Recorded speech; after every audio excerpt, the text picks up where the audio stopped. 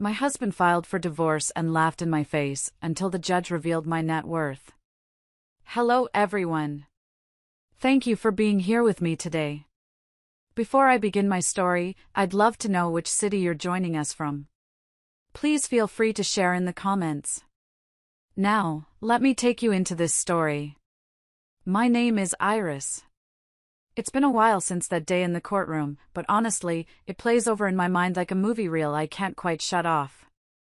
I'm Iris, I'm 29 years old, well, I was then, and I'm sitting in that courtroom watching my husband of 6 years laugh as he signs our divorce papers.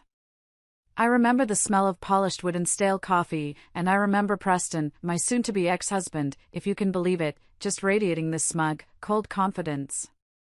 He always thought I was just a naive small-town girl with no real ambition. He genuinely believed he was doing me a favor by letting me go. Little did he know that while he was cheating on me with his coworker, Brooke, I was building an empire right under his nose. The judge is about to read my financial statement, and I can't wait to see that smug smile disappear from his face. I've replayed that moment 1,000 times, and trust me, it's the only part of this whole nightmare that still feels truly sweet. Before I tell you how my soon-to-be ex-husband's expression completely changed, let me know where you're watching from and hit that like and subscribe button if you've ever had to stand up for yourself when no one expected you to be capable. I know so many of you out there have been underestimated, and this story, this victory, is for all of us. I was a small-town girl from Tennessee who moved to Nashville to study accounting at Vanderbilt University. It's a classic story, right? Big dreams, humble upbringing. My parents had always taught me the value of hard work and saving money, lessons that would prove invaluable years later. You know, they believed in the simple life, paying cash, and working until your hands hurt. That kind of background doesn't exactly prepare you for the Nashville elite. I met Preston at a coffee shop near the university campus. I was there studying for a financial analysis exam when he approached my table. I swear, it was like a scene from a movie, only the movie turned out to be a horror film. He was a third-year law student from a traditional family of Nashville attorneys, and he radiated the kind of confidence that only comes from never having to worry about money a single day in your life. Everything about him screamed old money, success, and influence. He was wearing an expensive watch, the kind that whispers "I'm important" instead of shouting it. He looked down at my accounting textbook spread across the table, and his first words to me were, "You have potential. You just need the right guidance." At the time, I thought it was a compliment. I was young, I was naive, and I was flattered that a man like him was even paying attention to me. Now I realize it was both an insult and a preview of our entire relationship. He didn't see me as a person, he saw me as a project, something he could sculpt into the perfect accessory. He seemed perfect, ambitious, charming, successful, and apparently interested in me. Despite my ordinary background, our romance was a whirlwind. He took me to restaurants I could never afford, weekend trips to Gatlinburg, and introduced me to a lifestyle I had only seen in movies. But from the beginning, he was constantly improving my tastes and social circle. He criticized my Target clothes, suggested I cut my hair in a more sophisticated way, and made subtle comments about my college friends being limited in worldview. I remember one day he just handed me a credit card and told me to buy something respectable. I was making a modest income working part-time as an accounting assistant at a small firm. I loved my job, the analytical challenges, and the satisfaction of seeing numbers fit together perfectly. I was building my own little foundation. Preston, however, referred to it as my little job, and frequently suggested I didn't even need to work. "Why exhaust yourself for pennies when I can give you everything you need?" he would say. He truly did not understand that my career was about more than money. It was about my identity and independence. It was about proving to myself that I was more than just a girl from a small town. After 18 months of dating, he proposed during a romantic weekend in Gatlinburg. The ring was stunning, the champagne expensive, and the moment perfectly orchestrated for maximum impact. Several people in the restaurant even applauded. It felt like a fairy tale, and I said yes without hesitation. Our wedding was an intimate ceremony in Savannah, Georgia, my choice despite his family's pressure for something grander in Nashville. Looking back, I realized that was one of the few times I managed to hold my ground against the Shannon family expectations. At least it was in a respectable location, even if it was simple, commented his mother, Lucille, Margaret in the original, with a tight smile that didn't reach her eyes.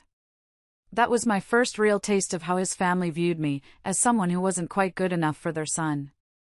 After our honeymoon in the Caribbean, we moved into his house in Belmead, one of Nashville's most exclusive neighborhoods. I'm telling you, everything in that house was sleek, expensive, and cold, much like his family. I tried to add personal touches, photos, colorful artwork, plants, but Preston preferred the minimalist aesthetic that showcased wealth rather than our personality as a couple. I remember hanging a watercolor painting I bought on a trip to Charleston, and he took it down immediately, saying it clashed with the contemporary lines. The first signs of trouble appeared within months. Preston questioned every decorating decision I made. He criticized my choice of friends and made subtle digs about my career path. "Accounting is so common," he said once after meeting some of my colleagues. "You have the potential to be exceptional, but you're wasting it on bookkeeping for companies no one's heard of." He said it with such casual disdain, like he was commenting on the weather. I felt my stomach clench, but I didn't say anything. I tried to fit into his social circle, the wives of other attorneys and executives who spent their days shopping at spas or planning charity events. They were pleasant enough to my face, but I never felt truly accepted.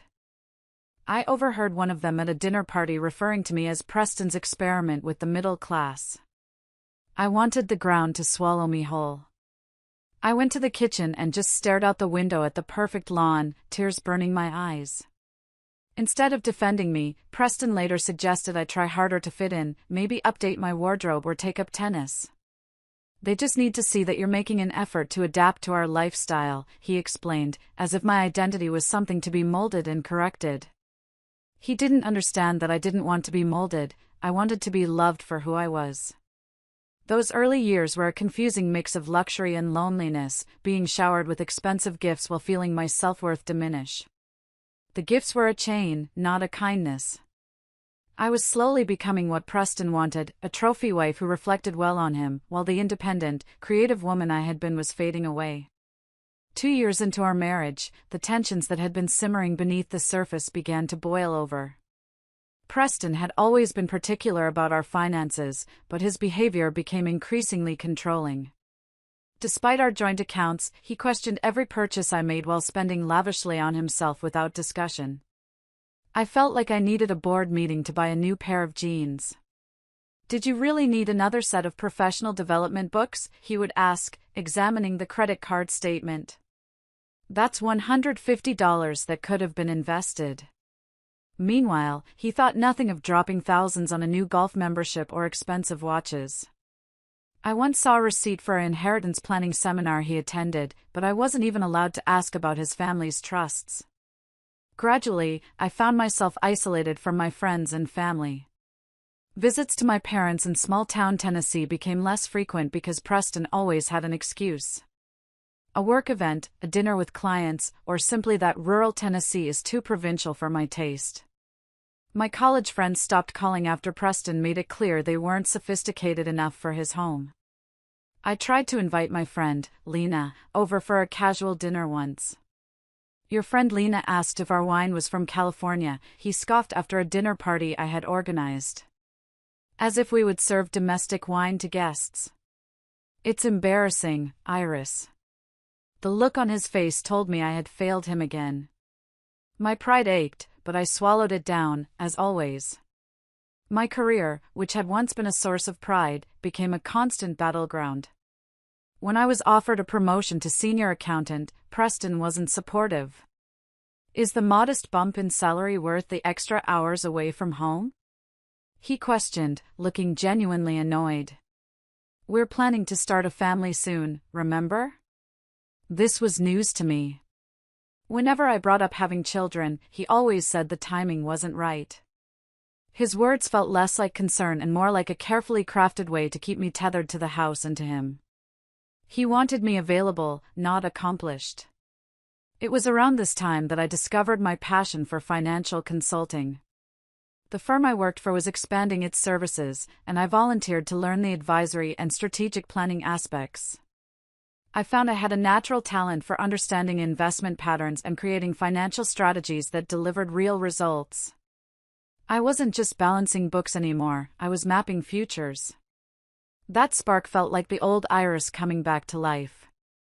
Excited about this new direction, I shared my idea of eventually starting my own boutique financial consulting firm with Preston. I thought, foolishly, that maybe he would finally see my potential, my real ambition. His response was crushing. He didn't even look up from his financial paper. Iris, be realistic. Starting a business requires business acumen, which isn't exactly your strong suit. He paused, then added, besides, most small businesses fail within the first year. Why risk what we have? That stung more than anything he'd ever criticized me for. It was a direct attack on my intelligence and my work ethic. Our approaches to money highlighted our fundamental differences. Preston believed in conspicuous consumption, the right address, the right car, the right vacation spots, all to maintain an image of success. Everything was a performance for him. I, with my middle-class upbringing, believed in saving, investing wisely, and finding value rather than just high price tags. I valued security, he valued status. As our third anniversary approached, Preston's late nights at the office became the norm rather than the exception. Big client, market analysis, quarterly reports. His excuses varied, but his absence remained constant. I ate dinner alone most nights, went to bed alone, and increasingly lived the life of someone single, but with the financial scrutiny of a child receiving an allowance. The house felt emptier and colder than ever. Our first truly major argument came after his family's annual Christmas gathering. It was the usual strained affair, and in the car ride home, his mother, Lucille, had pointedly asked when we would be giving her grandchildren. I mentioned that I was ready whenever Preston was, only to have him smoothly change the subject. The silence in the car afterward was deafening. When I confronted him at home, his reaction was cold. He was loosening his tie, already emotionally checked out. Children are a massive responsibility and expense, he said. With your modest career and my family's expectations, any child of ours would need trust funds, private schooling, the right connections. We're not there yet financially. Not there yet? I questioned, genuinely confused. Preston, you make 6 figures. Your family has generational wealth. What are we waiting for? His response was telling. He looked me dead in the eye and said, my money isn't the issue. You still haven't established yourself properly. What would you contribute to a child's future? The hurt of his words festered for days. It wasn't just the insult, it was the realization that he would use my background, my dreams, and even the idea of a family against me to maintain control. His dismissive attitude toward my career, which he called insignificant during another argument, solidified something in me. I needed financial independence. Not just for myself, but for my sanity. I was tired of feeling small. I was tired of asking permission. That week, I drove 10 miles out of Belmead and opened a separate bank account at a different bank. I felt like a spy, nervous about being followed, but the feeling of doing something entirely for myself was exhilarating. I set up a small direct deposit from my paycheck.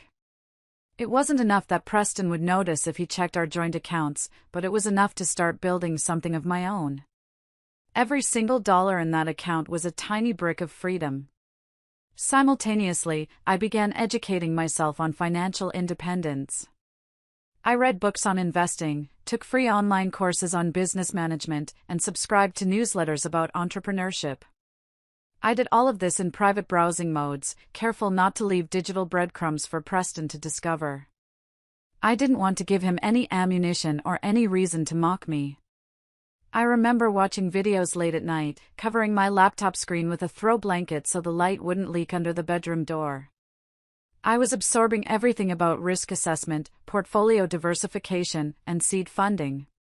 The woman who had once been swept off her feet by grand gestures and expensive dinners was slowly awakening to the gilded cage she lived in and planning her escape, one small step at a time. While Preston continued his late nights at work, or so I thought, I began laying the foundation for my independence. This wasn't just about saving money anymore, it was about building a fortress. Using my growing separate savings, I registered a small business entity, Iris Mitchell Financial Solutions. It felt incredibly professional just to see my name on the state form. Then I built a simple but professional website showcasing my portfolio and services. I kept the hosting account separate, paid for with a burner card I funded with cash deposits. My first challenge was finding time to work on my business without Preston knowing. I converted our rarely used guest bedroom into a home office, explaining to Preston that I needed a dedicated space for continuing education to advance at the firm. He barely paid attention to the change, dismissing my professional development as cute ambition rather than a serious endeavor. He just waved a dismissive hand. Just don't let it interfere with our social obligations, was his only concern. That was his ultimate measure of value, how well I performed as his date to a client dinner. It was the perfect disguise. He couldn't see my ambition because he couldn't imagine it being real. The sheer effort of maintaining the facade, being the polite, slightly naive wife by day and the driven financial strategist by night, was exhausting. I was living two completely separate lives under the same roof. Every day was a tightrope walk over the abyss of discovery. But every small step forward, every successful registration, every piece of software I managed to purchase and hide, filled me with a quiet, fierce joy. I was taking control. My first client came through a stroke of luck at our local coffee shop. I wasn't even looking that day. I was just trying to grab a quick latte before heading back to my continuing education office. I overheard Camila Rodriguez, Elena in the original, the owner of a growing catering business, complaining loudly about the expensive quotes she'd received from financial advisors. I can't afford $10,000 for a financial plan, but I'm losing money somewhere and can't figure out where, she told her business partner. Her voice was laced with desperation and frustration. I took a deep breath, walked over to her table, and introduced myself.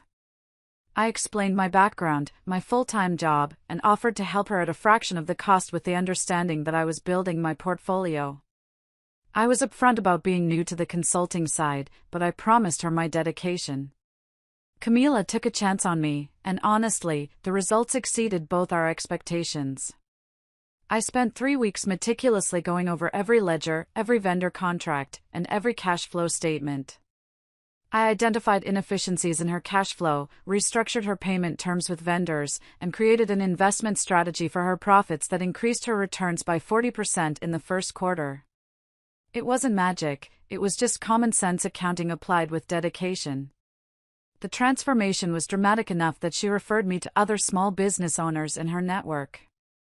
Working with Camila not only gave me my first success story, but also a genuine friendship, something I had been missing in Preston's curated social circle.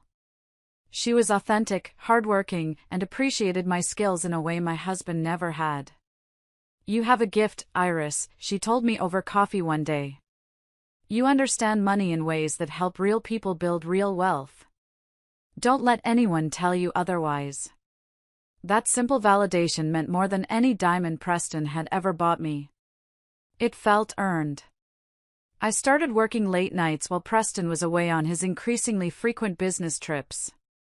I converted our walk-in closet in the guest bedroom into a makeshift office for client calls, using blankets to dampen the sound. I had to take calls in hushed tones, sometimes pretending I was on the phone with my mother or a college friend. Every new client was both exhilarating and terrifying. Exhilarating because my business was growing, terrifying because discovery would mean confrontation. The learning curve was steep. I made mistakes, undercharging for complex projects, occasionally overpromising on timelines. But I learned quickly. Each client taught me something new about running a business, about setting boundaries, about valuing my own expertise. I was building not just wealth, but experience. I used my savings to invest in essential software and certifications, carefully hiding the charges among household expenses or making cash purchases. I bought a high-end financial modeling program and logged the expense on our joint account as new kitchen software. Preston never noticed. Why would he? He was too busy looking down at me. My client list grew steadily over the course of a year, primarily through referrals and word of mouth. Rather than spending the profits, I reinvested most of them back into the business and began setting aside a portion for strategic investments. I knew every dollar I kept liquid was a tool for my eventual freedom. Preston remained oblivious, attributing my increasing confidence to finally adjusting to our lifestyle rather than professional fulfillment. He saw a subtle shift in my posture, but he interpreted it as my gratitude for his guidance, not the quiet strength of my own financial success. It was the perfect cloak of invisibility. A pivotal moment came when I worked with a tech startup founder whose financial restructuring after my consultation helped her secure a major funding round. This wasn't just a win, it was a game changer. I was operating on a different level now. The success story was even featured in a Nashville business magazine. I had to decline being mentioned by name, citing privacy reasons. My secret was too valuable to risk, but the credibility it gave me instantly brought me access to larger, more complex clients. Through Camila, I met Geneva Chen, Patricia in the original, a serial entrepreneur who had sold her previous company for 8 figures and was launching a fintech startup. Geneva was everything Preston pretended to be: sharp, genuinely successful, and respected. She initially hired me for a small project, but quickly became both a valued client and mentor.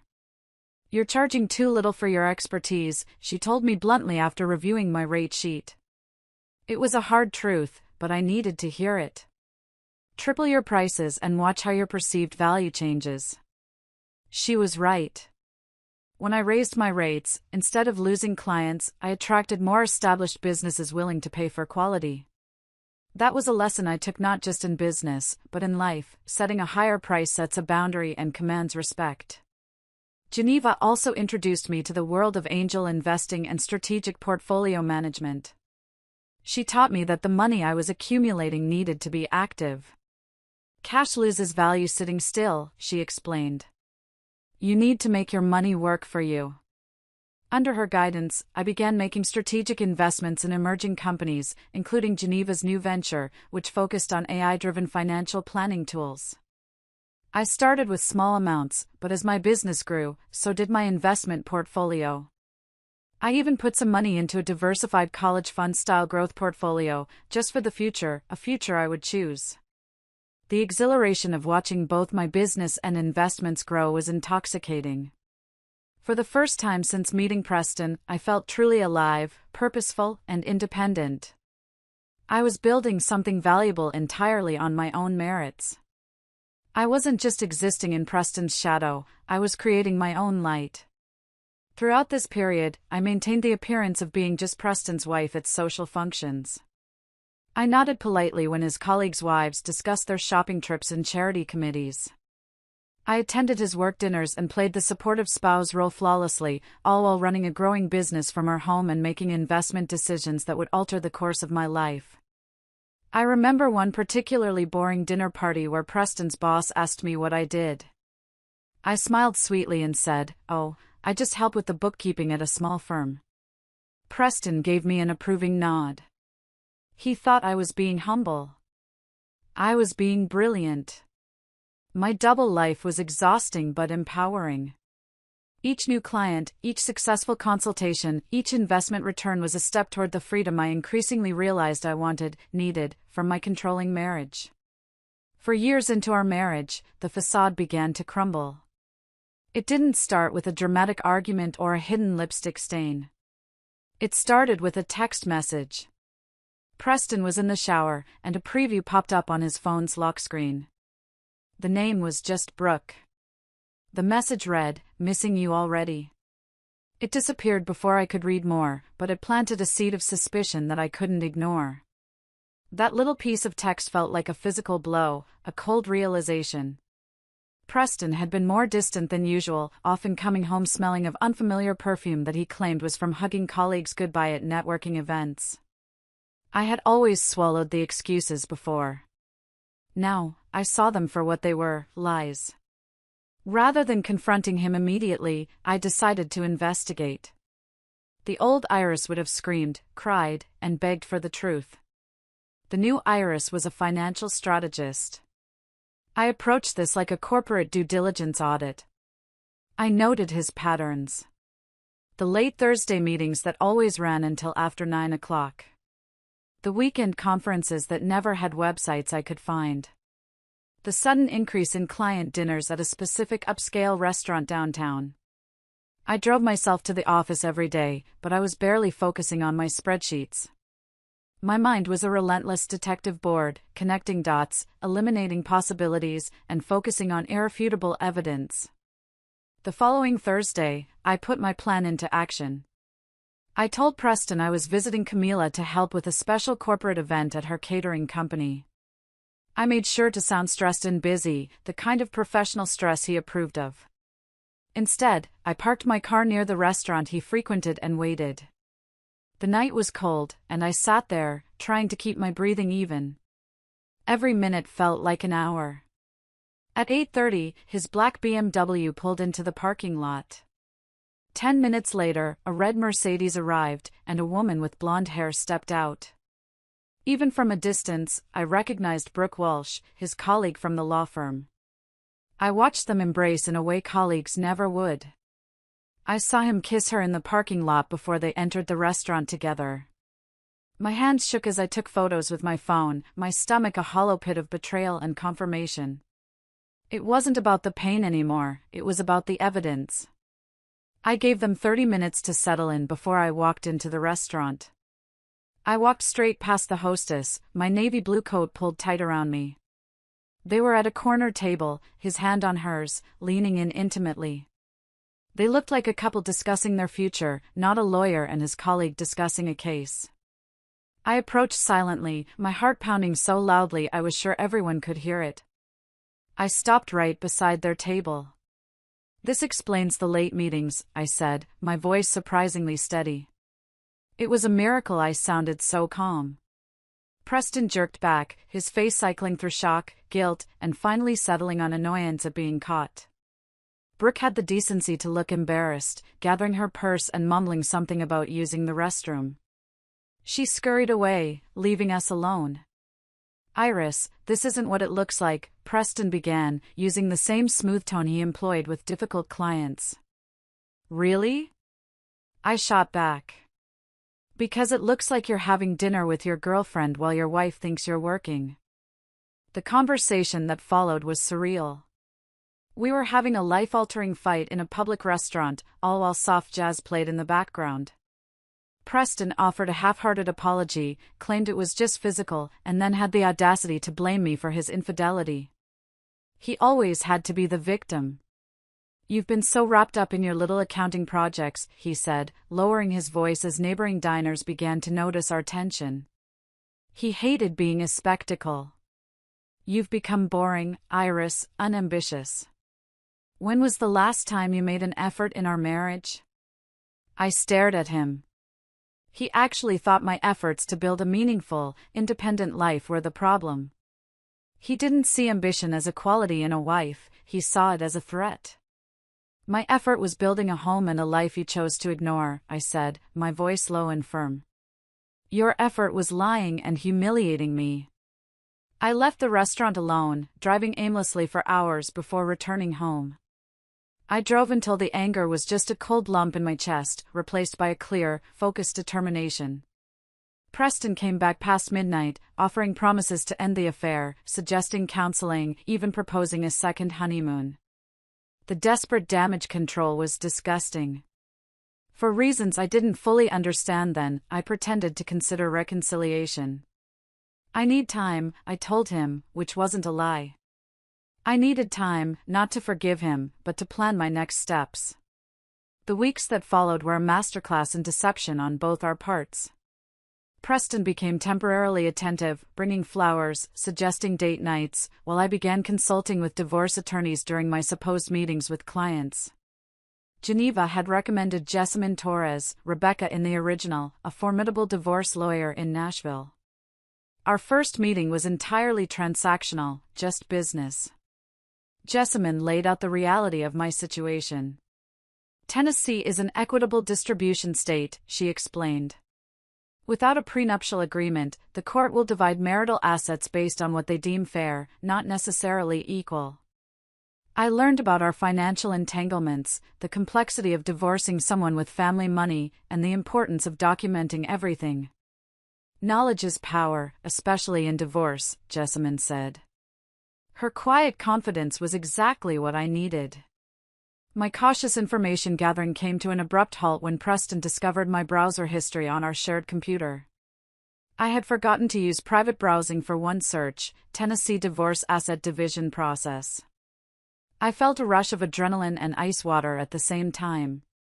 His rage was immediate and frightening. He cornered me in our kitchen, waving his phone with the screenshot he'd taken. "Is this what you've been doing?" he snarled, his face red, a vein pulsing in his forehead. "Planning to divorce me and take my money? Let me make this clear, Iris. You'll have nothing without me. Nothing. My family's lawyers will make sure of it." I remained calm, which only infuriated him more. "I'm not planning anything, Preston.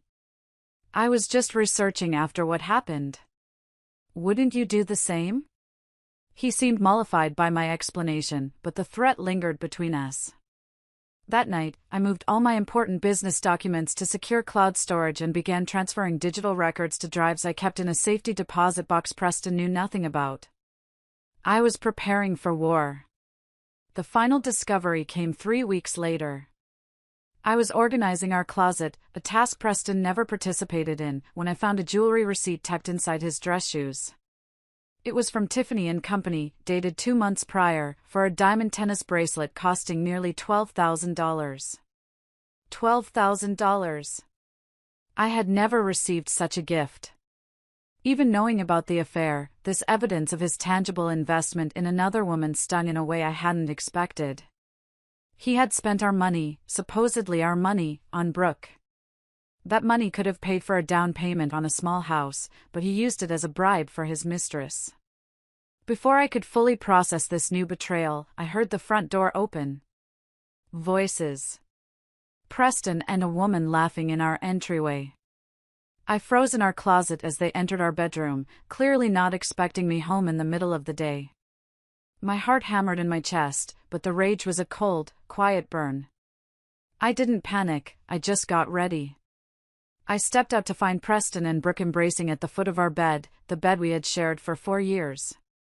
Brooke looked terrified, and Preston looked like he'd been hit by a truck.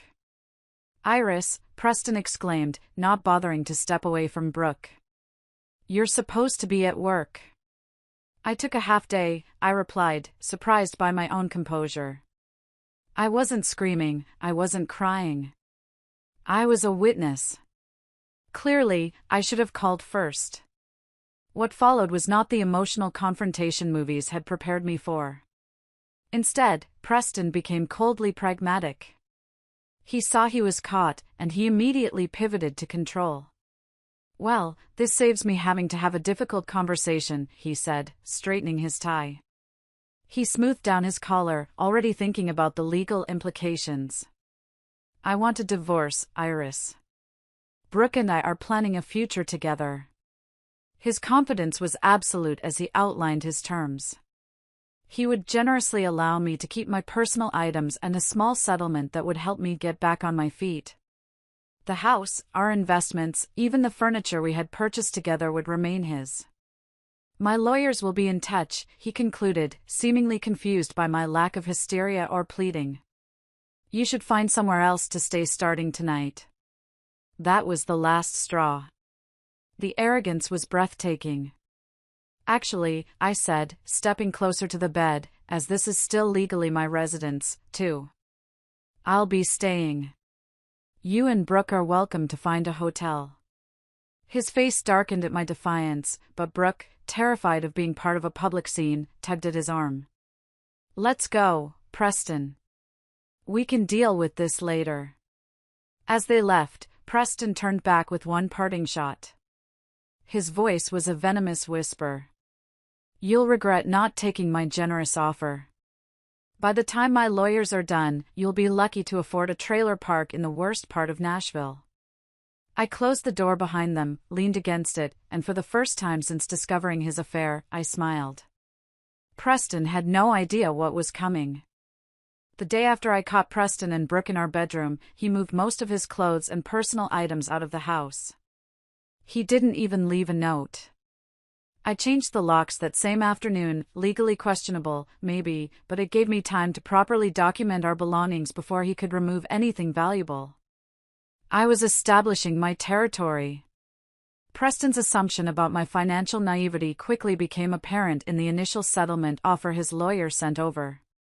A one-time payment of $50,000 and 6 months of living expenses. In exchange, I would make no claims on any of our other assets, including the house I had helped furnish and maintain over 4 years. $50,000. He thought I was that cheap. He's testing the waters, Jessamine explained when I showed her the offer. She was calm and professional, exactly what I needed. He's assuming you don't know your rights or the true extent of your marital assets. With Jessamine's guidance, I formally rejected the offer and began the process of financial discovery, a legal mechanism requiring both parties to disclose all assets and liabilities. I was demanding full transparency. Preston's response was to have his lawyer, Thaddeus Harrison, David in the original, delay and obfuscate at every turn. They missed deadlines, sent incomplete paperwork, and generally acted like they were above the process. This is a standard tactic, Jessamine assured me. They're hoping to drain your resources and patience until you accept less than you deserve. What Preston didn't realize was that I wasn't depending on his disclosures. I had been tracking our joint finances meticulously for years, including accounts he thought I didn't know about. I had copies of every joint tax return, every bank statement, and every brokerage confirmation. I knew the true value of his stock portfolio and the exact date he opened that private offshore account he thought was so clever. More importantly, I had my own growing resources that he knew nothing about. I had my fortress. After careful consideration and consultation with Jessamine, we made a strategic decision. I would temporarily withhold the true scope of my business and investments during the initial phases of negotiation. It was a calculated risk. Tennessee law generally considered businesses started during marriage to be marital property. But Jessamine identified a potential exception based on the fact that Preston had actively discouraged my business and provided no support, financial or otherwise, in its creation. We'll disclose everything at the right time, she assured me. But for now, let's let him believe his own narrative about you. We were setting a trap, and Preston was walking right into it, blinded by his own arrogance. While the legal process inched forward, Preston launched a social offensive. Mutual friends began avoiding my calls. Invitations to social events dried up. Even our neighbors, who had always been friendly, became coldly professional. I later learned that Preston had been spreading a narrative that I had cheated on him, that I was mentally unstable, and that he was divorcing me despite his best efforts to save our marriage. In the circles where his family name carried weight, his version of events was accepted without question. The pain of this social exile was unexpectedly sharp. People I had shared holidays with, celebrated milestones with, shared confidences with, all vanished from my life based on Preston's lies. It was a reminder that their friendship had always been tied to Preston's status, not my character. All except Camila and Geneva, who never wavered in their support. They were my rock. People who believe gossip without hearing both sides aren't worth your energy, Camila told me over emergency pastries in her catering kitchen after a particularly difficult day. Focus on building your new life, not mourning the old one. Preston's attempts to intimidate me escalated as he realized I wasn't going to quietly accept his terms. There were late-night phone calls with thinly veiled threats about making sure you never work in the city again, and even a suggestion that he would report my business for tax irregularities. He was grasping at straws. It was an empty threat since my business finances were meticulously documented. I'd done my homework, Preston. His family joined the pressure campaign. His mother, Lucille, called to reason with me. "We always knew you weren't right for Preston," she said, her voice dripping with condescension. "But we accepted you because he chose you. Don't make this difficult, Iris. Take what's being offered and move on with dignity." I maintained my composure through it all. A skill I had perfected during years of enduring subtle put-downs at Shannon family gatherings. "Thank you for your concern, Lucille," I said, keeping my voice even. "I'll be guided by my attorney's advice." I hung up the phone and took 3 deep breaths. Her efforts only strengthened my resolve. Preston's overconfidence began working against him. Believing I had no resources to fight a prolonged legal battle, he made several critical mistakes. He failed to disclose investment accounts that I had documentation for. He underreported the value of his stock portfolio. He claimed certain assets were separate property when they had been clearly purchased with marital funds. Jessamine documented each discrepancy meticulously, building a case that would eventually undermine his credibility with the court. She was building a paper trail of his deception, and it was going to hit him like a freight train. Meanwhile, my company experienced exponential growth during the separation period. A financial restructuring plan I designed for a regional restaurant chain helped them avoid bankruptcy and triple their profits, leading to features in industry publications. I had to decline interviews, citing personal reasons. I couldn't risk my face being on the cover while my divorce was pending, but the professional recognition brought in a flood of new clients. My reputation was soaring, quietly. The major breakthrough came when I secured a contract with a national retail chain to overhaul their entire financial strategy, a 6-figure deal that transformed my business from successful to exceptional. The moment that contract was signed, I knew I had officially transcended the need for Preston's money, his name, or his approval. I was a legitimate power player in Nashville, and no one knew it. I hired 4 employees, rented a professional office space in downtown Nashville, and began turning down clients whose values didn't align with my company's mission. All of this happened as Preston and his legal team continued to characterize me as a struggling bookkeeper dependent on her husband's support. His perception of me as the naive small-town girl dazzled by his wealth had calcified to the point where he couldn't conceive of my success independent of him. He had built a mental cage for me, and he was convinced I was still trapped inside. During this time, Geneva introduced me to a group of angel investors looking to fund promising fintech startups. My combination of practical financial expertise and technology vision impressed them enough to offer seed funding for a revolutionary financial planning app one had been developing. I had developed the entire business plan and modeling during those late-night study sessions in the guest bedroom. The app, which used AI to provide personalized financial advice for small businesses and individuals, launched in beta with overwhelming positive response. Within 6 months, we had 50,000 users and were fielding acquisition offers from major financial institutions. This wasn't just my little job, this was Silicon Valley-level growth, happening right here in Nashville. I also made strategic investments in several other startups, leveraging my network and financial expertise to identify companies with exceptional growth potential. My portfolio diversified across technology, real estate, and emerging markets, all carefully managed to maximize returns while minimizing risk. The night before our final court date, I sat alone in the house that had never felt like home, reflecting on my journey. For years earlier, I had been so eager to please Preston that I had begun to lose myself. His betrayal, painful as it was, had forced me to rediscover my strength, ambition, and worth. I packed a small overnight bag.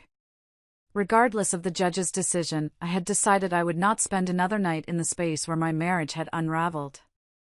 My new penthouse apartment was ready, purchased through an LLC Preston knew nothing about, furnished with pieces I had chosen for their beauty and comfort rather than their status value. It was quiet, it was elegant, and every piece of furniture was mine. As I zipped the bag closed, my phone chimed with a text from Geneva. "Remember who you are tomorrow," it read. "Not who he tried to make you be." With those words in my heart, I prepared to face the final act of my divorce to Preston Shannon. The morning of our court date dawned clear and crisp. I dressed in a navy blue suit, conservative but confident, with a single piece of jewelry, a small diamond pendant Camila and Geneva had given me to mark my business's 2nd anniversary. Your Independence Diamond, they had called it. I arrived at the courthouse 30 minutes early, as Jessamine had advised. Preston was already there, looking expensive in a tailored charcoal suit. His attorney, Thaddeus Harrison, a senior partner at one of Nashville's most prestigious law firms with a reputation for aggressive settlements, stood beside him. Preston smirked when he saw me, leaning over to whisper something to Thaddeus that made both men chuckle. His confidence was palpable. He truly believed this was merely a formality before his inevitable victory. Jessamine arrived moments later, immaculate in a burgundy suit that stood out against the courthouse's muted colors.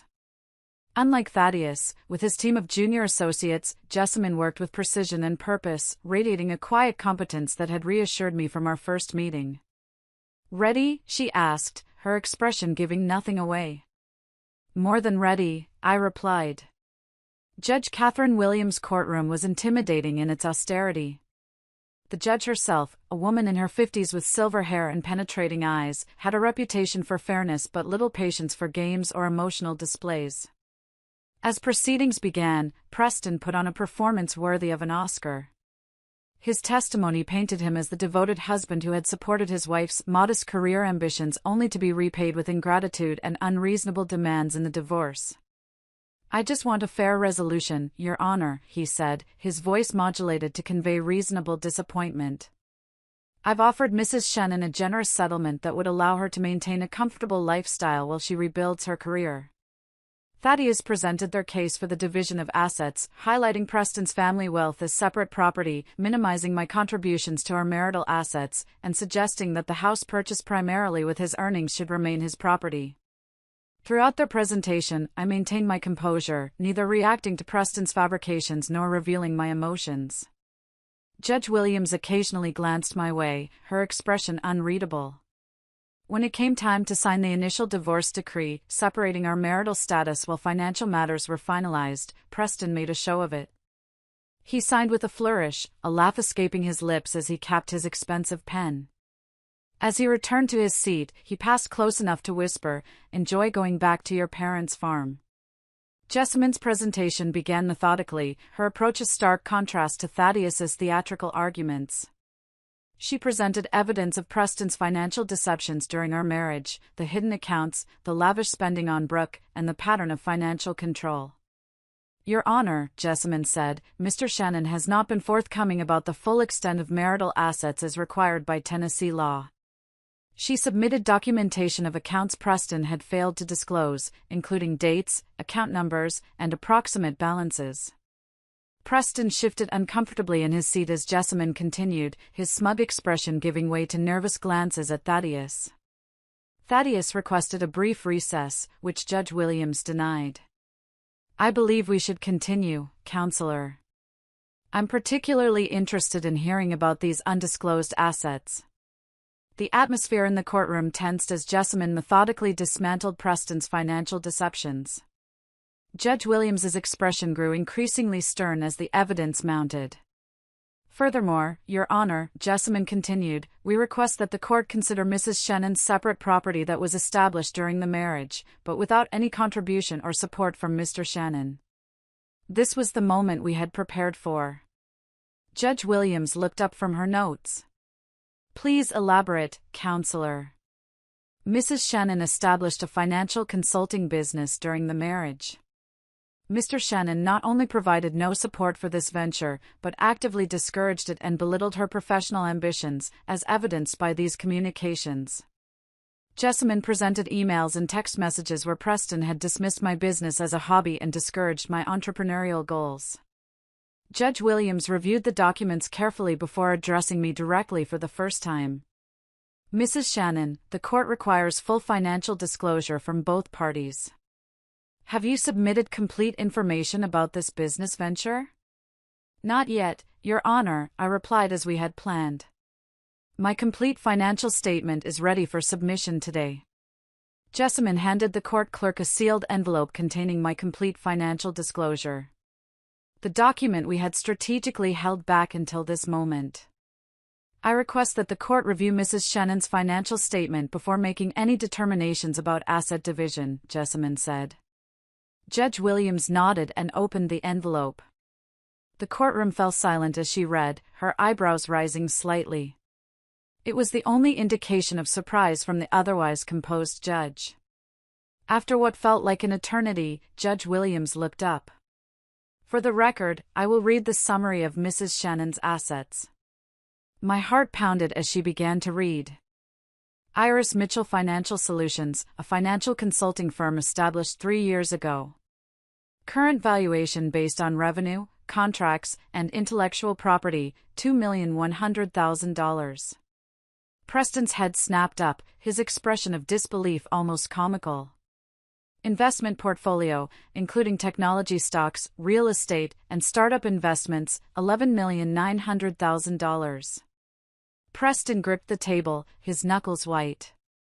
Real estate holdings, 2 properties purchased within the last 18 months, valued at $1,200,000. By now, Preston looked physically ill, his face drained of color, his body rigid with shock. Beside him, Thaddeus was frantically whispering, but Preston seemed unable to process what he was hearing. Total disclosed assets, $5,200,000, Judge Williams concluded. The courtroom remained silent. Preston stared at me as if seeing a stranger. In that moment, I felt no triumph, no vindication, just a profound relief that the truth was finally on record. Judge Williams broke the silence. Mr. Shannon, do you wish to revise any of your previous statements regarding Mrs. Shannon's financial dependence on you? Preston seemed incapable of speech. If you're still listening, please help me like the video and comment the number 1 below, so I know that you're amazing, and I understand that you've been with me throughout this journey. Your help is a massive encouragement, cheering me on. Please comment the number 1 so I can recognize you, and now, listen to me continue my story. Thaddeus stood quickly. Your Honor, we were unaware of these assets. We contend that as they were acquired during the marriage, Mr. Shannon is entitled to an equitable portion. He finally found his voice, trying to salvage the situation. Jessamine was prepared for this argument. She knew the moment Thaddeus would try to claim half of my life's work. Your Honor, we direct the court's attention to the prenuptial agreement signed by both parties prior to marriage, specifically Clause 15. This was our ace. When reviewing our prenup years after signing, Jessamine had discovered a clause Preston's own lawyers had included. Any business enterprise created by either spouse during the marriage without capital investment from the other spouse shall remain separate property in the event of divorce. Jessamine explained, the clause was likely included to protect Mr. Shannon's potential ventures. However, the language applies equally to Mrs. Shannon's business, which she built without any financial contribution from Mr. Shannon. Judge Williams reviewed the prenuptial agreement, nodding slowly. The language is indeed clear. Ms. Torres, please continue. Jessamine outlined how I had built my business from scratch, using my own savings and reinvesting profits, all while Preston actively discouraged my efforts. She presented statements from Camila and Geneva, my clients and mentors, attesting to my independent work and business acumen. Throughout Jessamine's presentation, I watched Preston, the man who had laughed while signing our divorce papers just hours earlier, now sat frozen, his confident demeanor shattered. He didn't just look defeated, he looked hollow.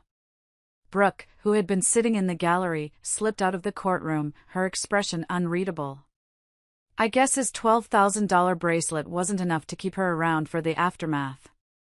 Judge Williams took 20 minutes to review all documents before delivering her ruling. When she returned, her decision was clear. Based on the evidence presented and the terms of the prenuptial agreement, the court finds that Iris Mitchell Financial Solutions and the resulting investment portfolio constitute separate property belonging solely to Mrs. Shannon. Preston made a strangled sound somewhere between a gasp and a protest. Furthermore, Judge Williams continued, given Mr. Shannon's failure to fully disclose marital assets as required by law, the court is inclined to view the division of remaining marital assets in a light more favorable to Mrs. Shannon. The rest of her ruling was a blur of legal terms, but the outcome was clear. I would keep my business, my investments, and my properties. Additionally, I would receive a greater portion of our actual marital assets due to Preston's deception. The house would be sold with proceeds divided according to the judge's formula, which heavily favored me. As we stood to leave, Preston approached me, his lawyer trying unsuccessfully to hold him back. "You planned this," he hissed, his face contorted with rage and humiliation. "All these years, you were just waiting to take me down." I looked at the man I had once loved, now a stranger consumed by his own narrative of victimhood. "No, Preston. I built something while you were busy destroying what we had. That's the difference between us." Jessamine gently guided me away, leaving Preston standing alone in the emptying courtroom, the remnants of his superiority complex lying in shambles around him. Walking out of the courthouse that day felt less like a victory and more like liberation. The weight of deception, both Preston's and my own necessary secrecy, lifted from my shoulders with each step down those marble stairs. Today, my company has expanded internationally. My investments continue to grow, and I've used my resources to establish a foundation helping women achieve financial independence. Preston attempted reconciliation once he knew my net worth. He called Jessamine asking if I'd consider a business partnership. I just laughed. But I had moved far beyond the woman who once sought his approval. If you're watching this and facing your own crossroads of underestimation or betrayal, remember that sometimes what seems like an ending is actually a beginning in disguise. Your worth isn't determined by someone else's inability to see it. Have you ever had someone underestimate you only to prove them spectacularly wrong? Share your story in the comments below. And if this resonated with you, please like, subscribe, and share with someone who might need to hear that their value isn't defined by anyone else's perception. Thank you for listening to my journey. And remember, sometimes losing what you thought you wanted leads you directly to what you truly deserve. And so, Iris's journey reminds us of one powerful truth: our worth is not defined by anyone else's perception, but by the strength we find within ourselves. Life will often place obstacles in our path, challenges that can make us feel small or unworthy. But it's during these moments of doubt and betrayal that we are given the opportunity to rediscover who we truly are. Iris didn't just survive, she thrived, proving that resilience, courage, and self-belief can transform even the most painful endings into extraordinary new beginnings. This story is a testament to the importance of knowing your value and never letting anyone diminish your potential. It's a reminder that independence, whether emotional, financial, or personal, is one of the greatest gifts we can give ourselves. When we invest in our growth and trust our capabilities, we build a foundation that no one can take away.